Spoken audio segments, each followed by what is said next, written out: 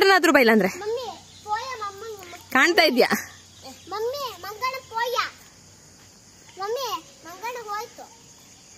ನನಗ್ ಪೋಯ ಅಂದ್ರೆ ಗೊತ್ತಾಗಲ್ಲ ಅಂತನಾ ಹಂಗ ಇದ್ಯಾವ ಭಾಷೆ ಅದು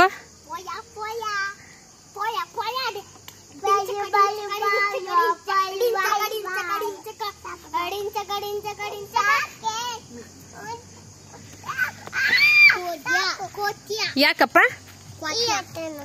ಮತ್ತಲ್ಲ ನಾನು ಅಷ್ಟು ಮುಂದೆ ನಾನು ಅಲ್ಲಿ